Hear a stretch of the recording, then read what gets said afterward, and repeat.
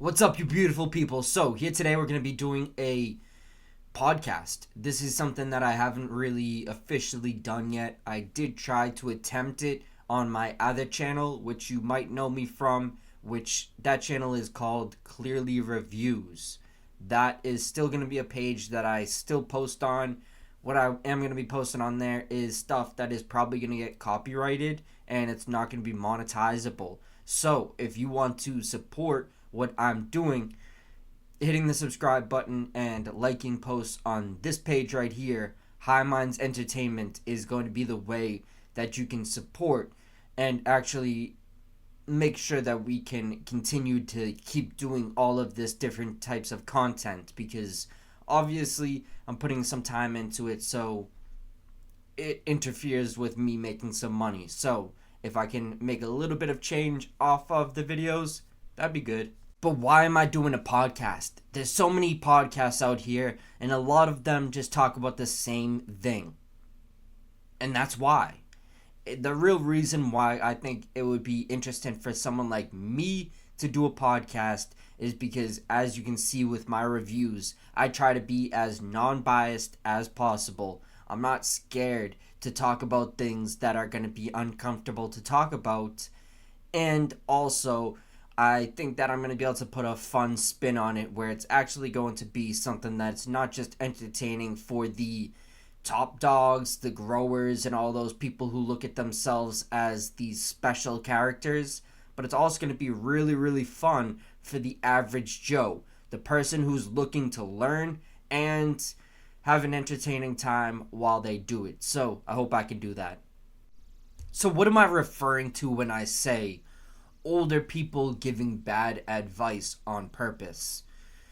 What I'm saying here is that there is some older people in this community, this crowd, that will 100% try to get you off track in a sleazy, schemy way that is definitely going to help them, and it's really going to hurt you. And what I'm saying when I say this is that some people will tell you that this is mold when it's not mold. So, how can I say this confidently? Someone said this to me. And who said this to me? Let's just be honest. Teaming with Terps told me that when the trichomes are white and milky, that it is mold.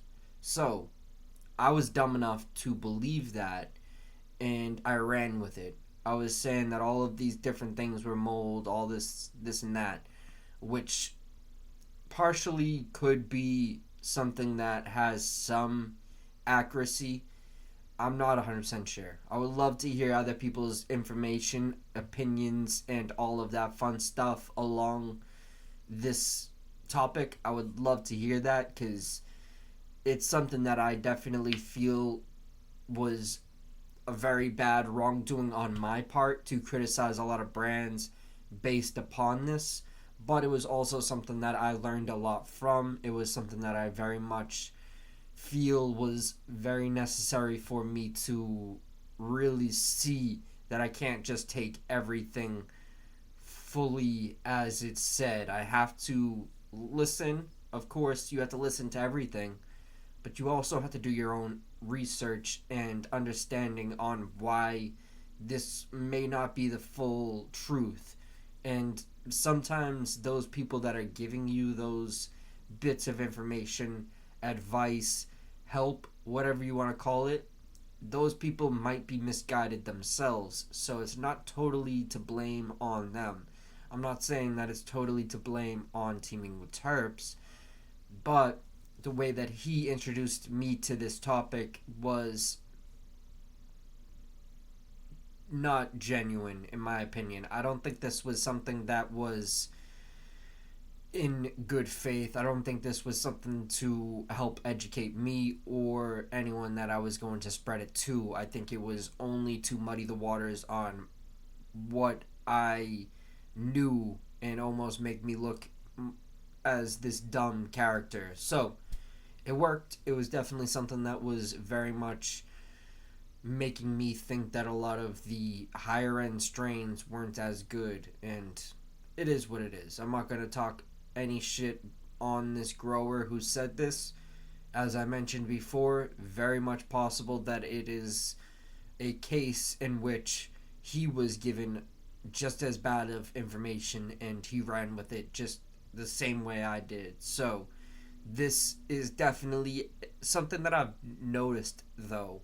And the reason why I wanted to address this is because I fully think that as a younger person coming up in the game, you look to these older heads as people who you can take information from and look to them as inspiration due to the fact that they actually have been able to achieve the goals in which you're chasing towards. So it's awful to have a situation like this, but it's very much something we can learn from and something that I want to address right off the bat because don't listen to everything I say. Who the fuck am I? Take it with a grain of salt. Do your own information or do your own research. Find your own information and be able to source stuff from people who you trust, but also go take that same information and share it with other people. Get other people's feedback from it and see if that is actually the full truth because there's always possibilities in learning and there's always possibilities in finding different ways to get the job done. So with that said, I feel like this one was definitely cool to cover first off, but let's go into more of a soft topic. The Celtics just won, so will I be going to the parade? Probably not. To be honest, the reason why I probably am going to not go, it's actually today, is because I might be doing this interview. Hopefully. Hopefully. If not, then I probably will go to the parade. I think the parade's actually happening right now, so I probably would have to go right now if I want to make it. But with that said, I definitely probably will go into Boston if I don't end up doing the interview. I think that interview would be really really cool to get done. It's not with a grower this time. It's with someone who actually helps a lot of brands. Someone who is more of a mind behind the art and behind all of the things that actually makes the clock tick. And I think that it's definitely someone who is going to not only going to share some game that's going to inspire people to pick a different lane and stay away from trying to step on each other's toes, but it's also someone who's very much a cool character, and I think that it would be fun to do. So hopefully we can get that done. Um, but the Celtics winning, that was really cool. I think that was really, really cool for the city. The city very much needed it.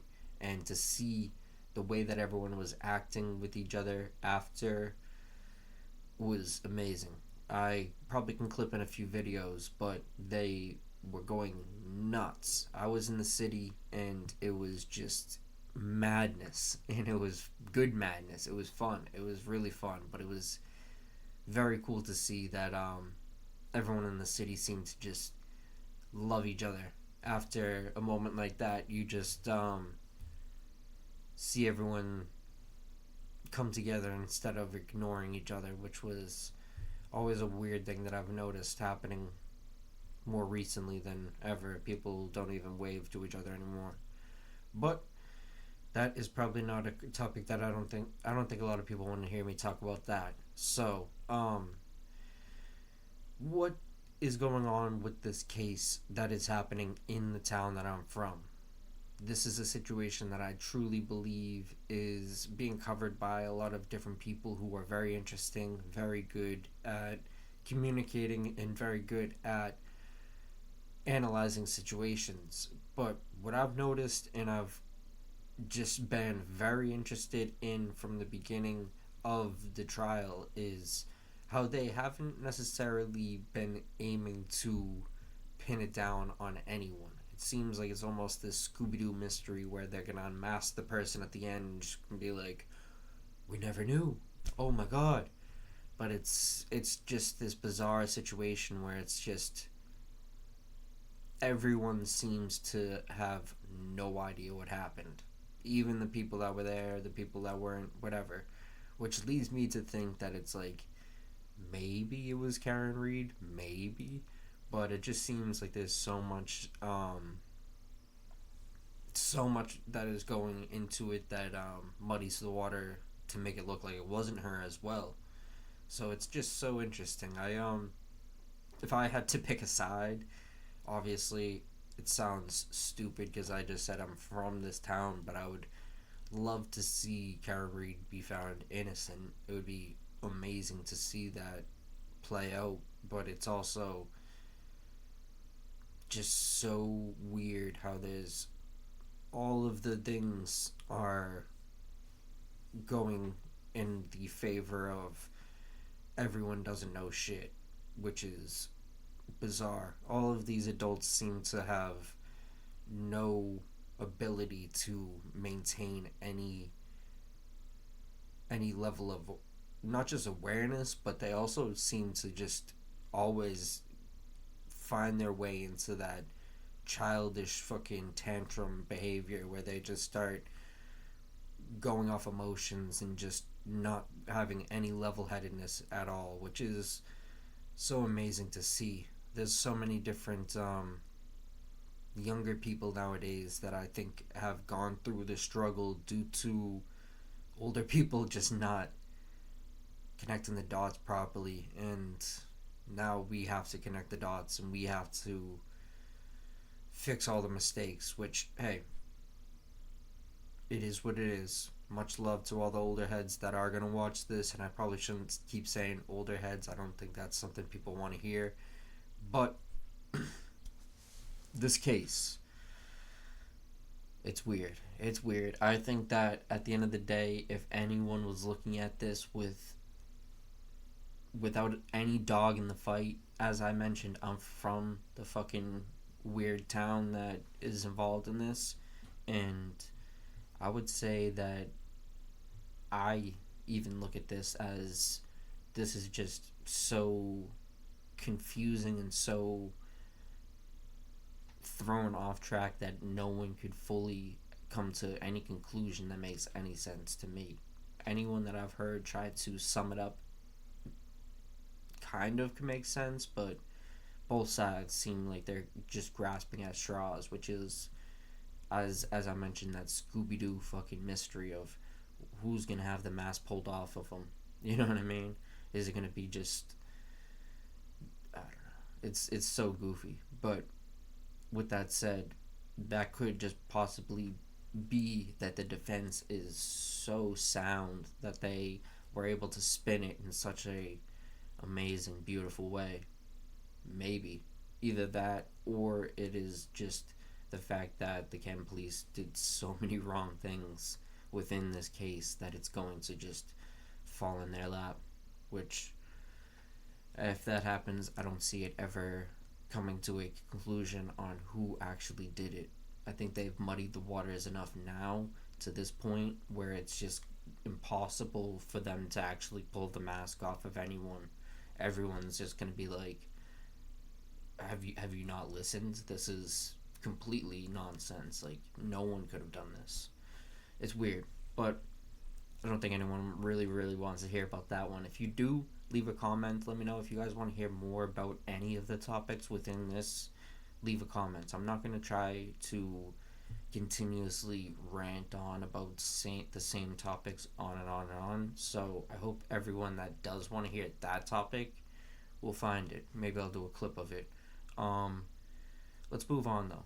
What I've been doing recently is a few different documentaries. I actually just posted a Whitey Bulger, and I also just posted a Mike Tyson documentary. Posted those two, I think, last weekend, and didn't really get the biggest reaction. I definitely really was thinking that the Whitey Bulger one was going to be a fun one for everyone to watch, and the reason for that is because of the angle that I took on it.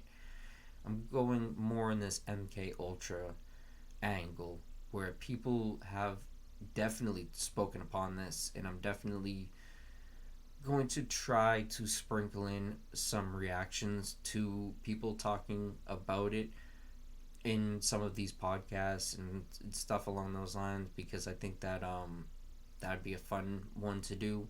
But they have actually proven, maybe, I don't know if it's actually proven, I haven't fully done the research on that, so I don't want to say that confidently, but I'm almost 100% sure they have proven that Bolger was involved in this experiment.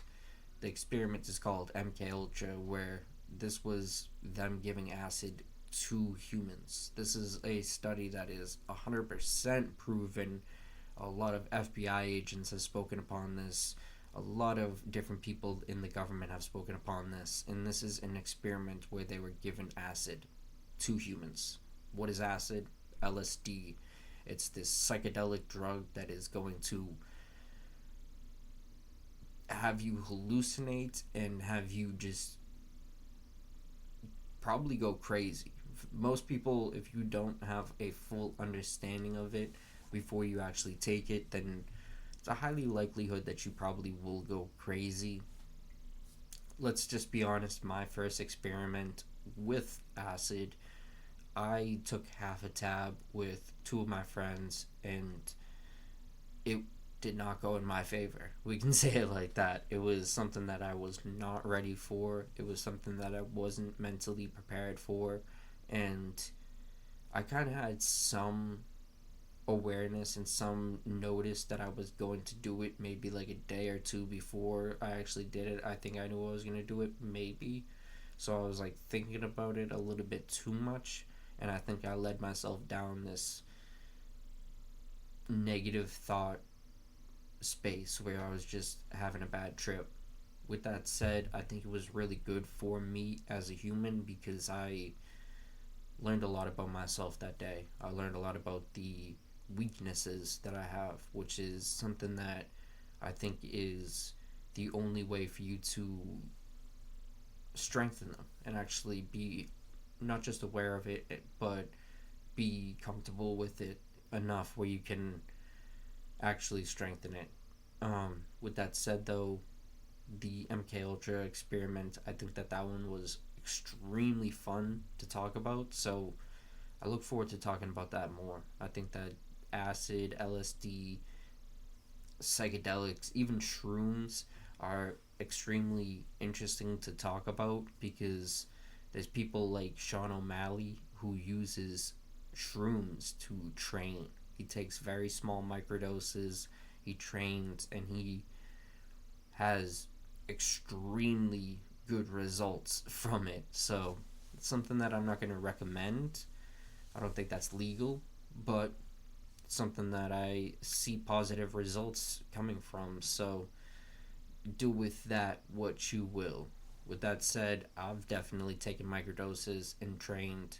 I've done it with a few friends before where we take about a point 0.5 of shrooms and we will train, we'll spar, and it's very much going to make you probably hold back a little bit more than you probably ever would, which is interesting. It's something that I noticed right away. It's maybe not the case with everyone, but for me, I definitely felt as if time was a little bit slower. Where I was able to read the movements of my opponent's body and see why I was getting hit with these different shots or how I could actually just get out of the way of it, which is very much important in a scenario like that. So it was fun. It was fun. We could say it like that, but as I said, I'm not recommending it. It's definitely something that I don't want to recommend and have someone just think is the end all be all or the cure to poor work ethic. You have to have great work ethic and also have that as a tool in the process. With that said, I need to stop saying with that said. I sound like a fool. Let's move on. I think that that's a topic that I will definitely cover again in the future, so I'm not going to harp on it too much right now. Let's talk about a giveaway that is going to be happening on this page right here. So what I'm going to be doing is I'm going to be giving away some massholes on this page. The reason for that is because I want to give back to the people who support the page. I feel like that's a great way to not only get more people to support, but it's a great way to actually show that I actually appreciate the people. So, what I'm going to be doing is giving away some massholes. Hopefully, I can clip in a video right now. We're going to take a quick second to tell you guys about this giveaway that I'm actually doing for this YouTube right here. This YouTube, if you are subscribed to the YouTube, if you send proof of your subscription to my email address, which is this email right here, weeddocumentaries420@gmail.com. If you can send the proof of your subscription to this email, then you'll just be entered in. Very easy. It's a very easy way of entering. And on top of it, it is going to get you some really, really cool prizes. So why not try? I definitely appreciate anyone who enters. So much love. So as you can see in that video, that is definitely a giveaway that I can imagine anyone who's already subscribed is going to be like, why wouldn't I? It's all I have to do is just send proof. Why not? But there's definitely going to be some people who are going to be wary. They're going to be like, why would he even give away anything?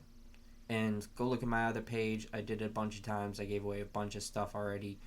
I just like doing this. I think that it's a great way of supporting the people who support you and also showing the people different stuff that I think is interesting for them to take notice to, such as the massholes. Massholes are definitely a great pro roll that anyone that tries it will be just amazed by. So it's definitely something that I truly feel is something that is perfect to use in an opportunity like this to give it away and also show the people something that I can safely assume they haven't seen before.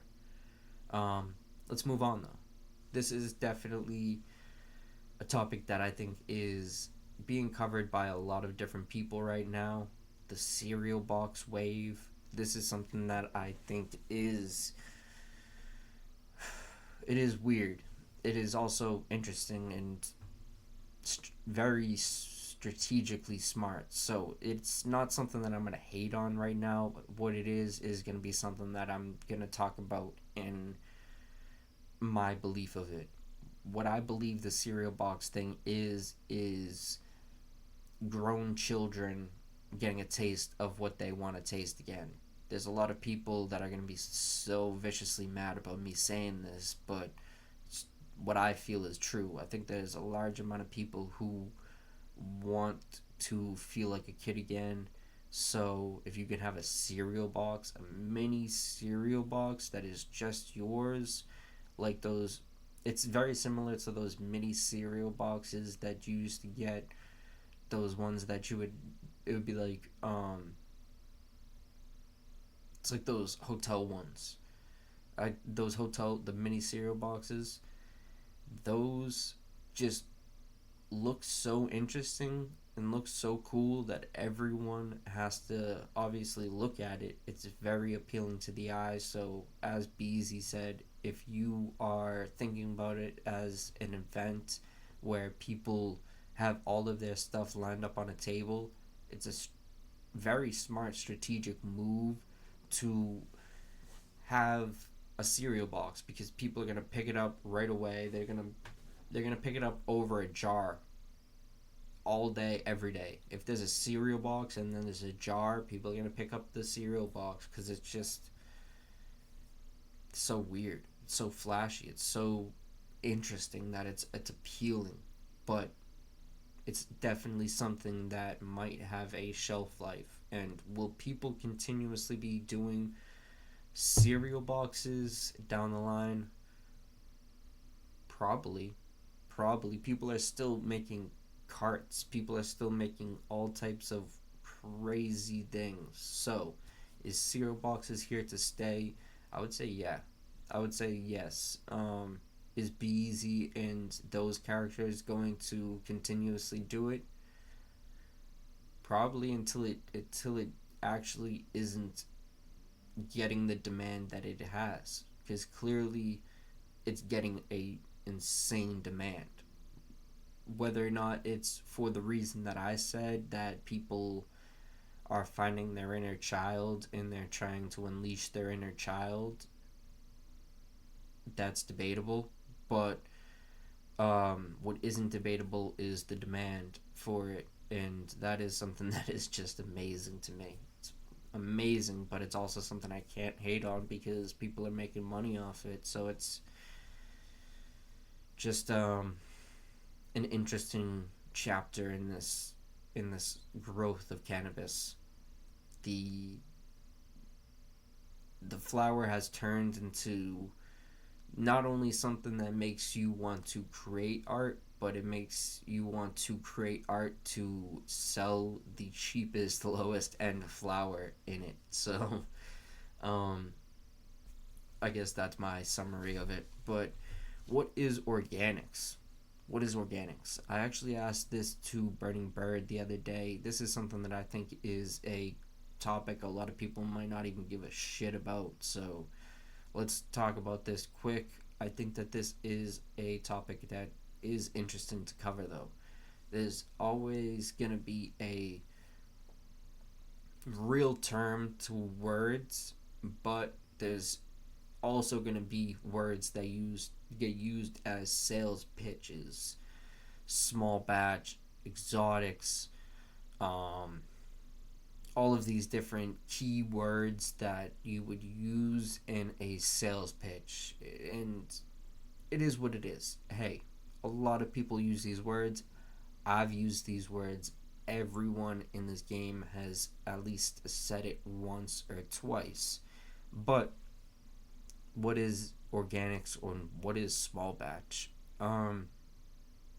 Definitely going to be stuff that I want to cover in the future. I want to actually do a full in-depth video on what is organics, do a full podcast on it. But it's definitely not what people are running right now. It's definitely not what people are running right now. Like, this isn't organic, but it's not marketed as organic. Um, I could show a few other jars right now. They have labels on them, so I don't want to be a dickhead. But there's so many things out here that say organic, veganic, all of these different words, and then you get it. It's this commercial grown stuff that appears to be machine trimmed. It doesn't seem as if they could have ever trimmed it all because of they're growing just so much at once. They're just throwing shit at the wall and seeing what sticks. So it's never going to be quality when it's grown in a high amount. It's the same song and dance we've seen with fucking Burner. We've seen this with Cookies. We've seen this with Jungle Boys. We've seen this with all of these huge brands that are now global. They're known around the world, but they're not known for quality anymore. It's sad to say, but if you really want to get a good jar of cookies, you have to go to one of their growers. You can't go to one of their stores and get good cookies right now unless you're in like Melrose or like one of those like super heady shops of cookies, then maybe, but they're just everywhere right now. Like, if I was to go to the shop that's in, I can't even remember what town it's in. It's in some town in Massachusetts. It's like the town that it would make the least sense for it to be in, but it's in that town, and it's not the best shop. Let's say it like that. Of course, it's not. It's just weed that's grown in Massachusetts is most of the time not great. It all depends on who's growing it, the genetics, and a lot of that plays into it, of course. But who's growing it is usually the biggest factor, and the reason for that is because of how much love and attention they're going to show to the plant. If it's someone who's coming and checking on it like once or twice a week, or I don't know if that's possible, but like if someone's coming like 4 times a week to check on a plant, that thing's gonna be awful. Of course it is, just obvious. But that's what's gonna have to happen when someone's growing in these huge commercial things. They just won't have time to actually check on those individual plants the way they need to. And sometimes they're just gonna be stacking stuff on top of each other, so it's just gonna be infecting each other with all of these crazy different things. And you can hear a lot more about that in the most recent interview I just did with Burning Bird. He talked about how the grow he works at, I don't know if he said the grow he works at right now, if he said that actually, but I think he said that. I think he said that the grow he works at right now will spray the stuff, they'll wash the stuff off, and do all these different things to get all of these different diseases or infections off of it instead of just throwing the stuff away, because they made a mistake within the process and they are not going to fall on their sword. They're going to, or instead, they are going to kind of fall on their sword. But that's a topic that I don't want to stress out on too much, because I feel like I'm definitely going to lose people's focus. I don't want to have this one go for too long. I want to be kind of short and sweet with this one. So let's move on. Um, what is the definition of small batch? We'll talk about that in another one as well. Um, so one thing that I want to do in this podcast is actually get some opinions from the average day smoker. I know that there's so many different rappers that aren't on necessarily a massive level yet. There's so many rappers that are kind of lower tier, but they also smoke weed, and they are people who will very much have an interesting angle to take on the sprayed pack stuff, because that's kind of just the crowd where it is aimed for. The sprayed pack stuff is usually aimed at rappers. They usually have rappers doing promos for it and all that fun stuff. So it'd be cool to get some average Joe reactions or feedback from those average Joe rappers who aren't necessarily on a massive level yet. Of course, it would also be interesting to get those massive high level rappers and high level growers, all of their feedback as well. But we're going to work our way up. We're not going to jump the ladder. We're not going to try to get ahead of ourselves. We understand we have to climb the ladder, and we have to do it in a way that is sound enough to make sense. We can't be stepping on people's toes within this process. So this is going to be a fun process. I hope everyone enjoys watching along. I might as well give some of my opinions on the fights that are happening this weekend. Let's just cover the main event. The main event comes out pulled out, so it's going to be Ikram versus Robert Whitaker. This one's a scary one for Robert Whitaker. I think that Robert Whitaker is someone who's very, very technically superior than most people. With that said, his style has this bounciness to it where he is very calculated with it. He's very good with using his bounciness to actually set up shots and actually use it in a very effective way where he's able to set up everything off of his bounces.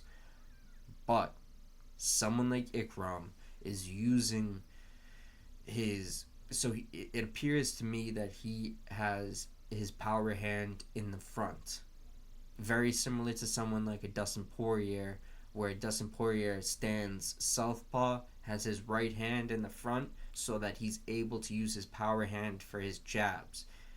It's very smart to do that, because you're going to have an easier time actually landing that power hand on them. So when we see Ikram versus Robert Whitaker, I would not be shocked to see Ikram put Robert Whitaker out with a jab. Something that's happened before, so it's not necessarily the most amazing prediction, But if that happens, hit that subscribe button. If you enjoyed that, if you enjoyed this video at all, hit that subscribe button. Definitely come back and let me know any of the topics that you want to see us cover more in detail, and also what is my goal with doing this podcast. Basically, just to get out a lot of the things that I want to say instead of doing it in some video format where I am highly editing the stuff and doing it in that way where I'm wasting so much time on that process. I would rather just make a bunch of videos and do it like that, where people, if they enjoy it, they can watch it. If not, they can just leave it alone. It is what it is. So if you enjoyed it, hit that subscribe button.